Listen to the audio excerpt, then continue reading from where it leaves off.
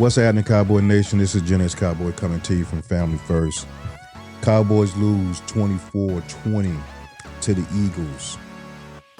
Man, this was a tough loss, man. This was a tough loss. This loss reminds me of the Jason Garrett era. And y'all hear me out. Hear me out when I say this.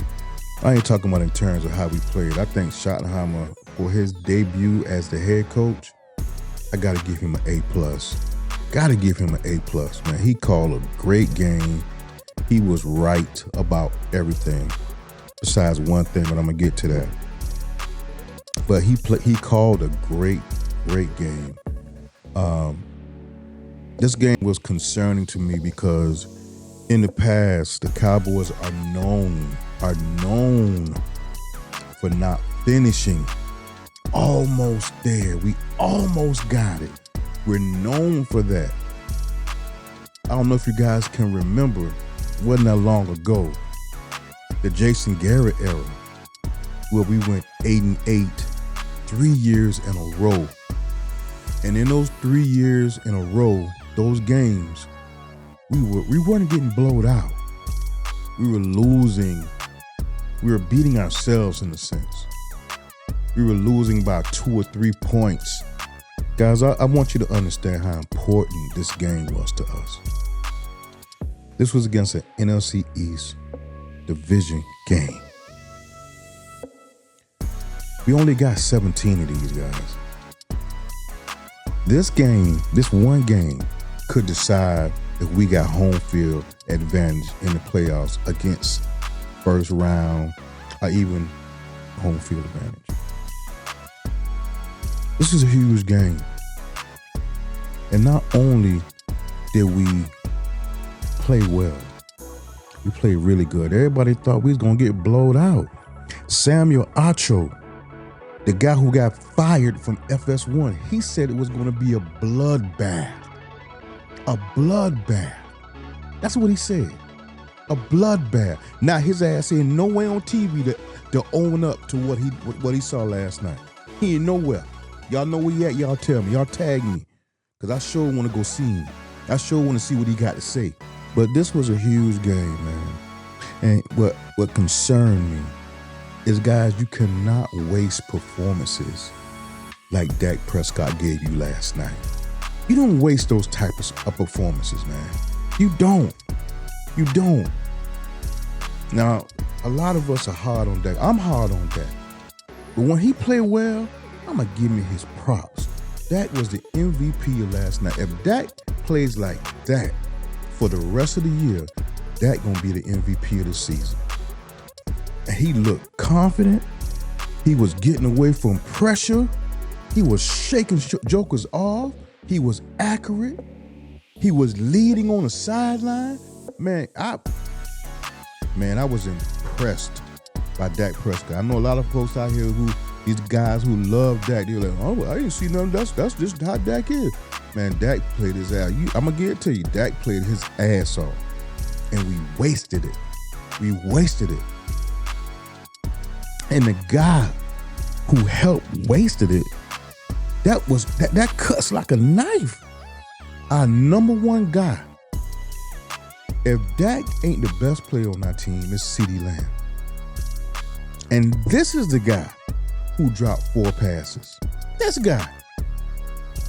Our best guy. Those 4 drops was huge. Anyway, I know CeeDee Lamb gonna make it up. He took accountability after the game. I know he was gonna do that. It just, man, it bothers me, man, because I remember the Jason Garrett era and those 8-8 seasons and how we just wasn't getting over the hump, and that reminded me last night of the same thing, bro. And I hope that it won't go that route.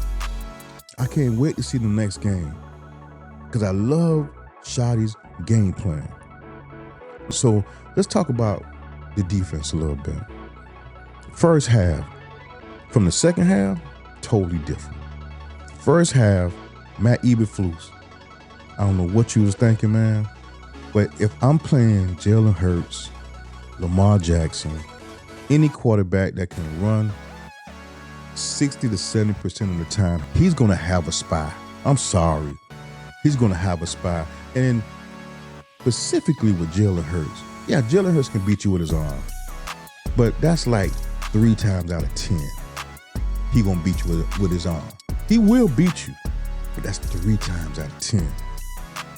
You see what we did to him in the second half? We ran at him. We blitzed him. We kept him in the pocket. See, if he don't run and he just got to beat you with his arm, he rarely, I ain't gonna say rarely, he can do it, but it's only like 30% of the time. He uses his legs to beat you. That's how Philly wins. Why you think their running numbers are so high? It's because of Jalen Hurts. It's Quan Barkley too. Now don't get it twisted. They got a great running game, but he's a big part of that. In the first half, Eberflus didn't even, I don't know if he had a spy on at any time in the first half. Now, here's why I'm not going all in on Eberflus, because in the second half, he adjusted. And to all these idiots who talking about, wow, you don't need a spy.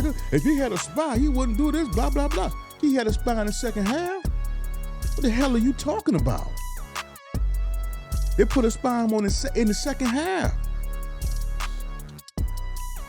And he didn't do anything. They had, 3 points in the second half? A.J. Brown had 8 yards? He really adjusted in the second half.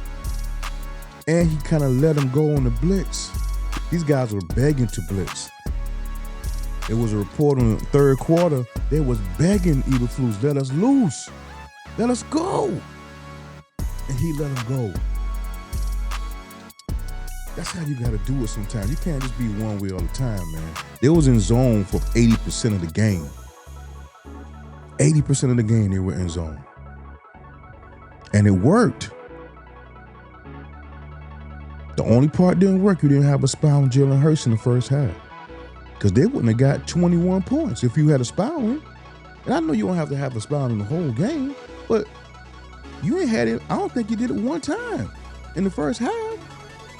If you did it late. But that was part of it, all right? Now, let's focus on some of the good. I mentioned it earlier. Dak Prescott, if that man can play like that, he would be the MVP of this league. I saw accuracy. I saw leadership. I saw escapability. I saw it all on the sideline. He was talking to the players. He was all in. And see, Dak Prescott wanted Brian Schottenheimer to be his coach. He wanted him to be this. This is his system. And he took ownership of that system last night. He was in full control last night. And it was beautiful to see. Dak Prescott, nobody's not talking about this play. If we'd have won, they'd have talked more about this play. But when Miles Sanders fumbled, that dude picked that ball up, he was gone. That was a for sure touchdown. Who tackled him? Dak Prescott. Dak Prescott saved the touchdown. It would have been over after that. We know it. It would have been over after that. But he saved a touchdown. Dak Prescott played his ass off. Tyler Smith, Tyler Guyton, Tyler Booker. I seen all of them have pancakes. Every last one of them. When y'all look at the tape, y'all gonna see it. Tyler Booker, I saw him at, I think it was 2 pancakes, if I ain't mistaken. I think it was 2 pancakes. Tyler Guyton had a pancake. I'm not sure how many, but I know I saw one. And Tyler Smith had a couple of pancakes. So we straight on that. Our offensive line, y'all see what the Eagles are right now. You're the #1 running team in the league. Man, we are good on that offensive line. We young, and we are hungry, and we got physical guys. Tyler Guyton looked good last night. Let's talk about some of the pressures that we had on Jalen Hurts last night. The guy who had the #1 pressure on Jalen Hurts was Sam Williams. Sam Williams had 5 pressures on Jalen Hurts last night. I know it went unnoticed because he didn't make the plays. Jalen Hurts escaped him a few times. He had the most pressures at 20% of any person on the defense. Oza Digawusu had 4 pressures, 15%. 15.4%. Dante Fowler had 3 pressures, and Solomon Thomas had 2. Our rookie, Ezeruku didn't have, I think he had like 1 pressure on Jalen Hurts last night. He's a rookie. We'll give him some time. But that defensive line, I would say that was pretty decent. It looked like we wasn't getting anything. But Sam Williams was back there. Jalen Hurts just kept getting away. Deron Bland came on a blitz. He got away. Trevon Diggs came on the blitz. He got away. Those are supposed to be sacks. But that's okay. But we got some pressure on him. That's what's important. And the last thing I want to talk about is Schottenheimer. I'm giving you your props. But when you didn't play these guys in the preseason, Dak looks great. CeeDee Lamb had 4 drop passes. You think if he would have got live bullets in the preseason where people were hitting him, you think that would have helped those 4 drops? I know you're going to be people out here, that wouldn't have helped him. You don't know that. Get these guys some work, man, in the preseason. You scared the players gonna hurt themselves. What the hell is this? What we playing? Table tennis? All right, guys, this is Gen X Cowboy coming to you from Family First. Please like and subscribe to the channel. I plan to bring you guys some great content moving forward. Y'all stay up.